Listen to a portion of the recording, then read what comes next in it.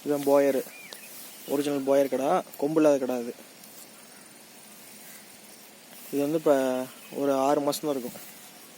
நான் பிடிச்சிட்டு வரப்போ பால் குடிச்சிட்டு இருந்துச்சு. இது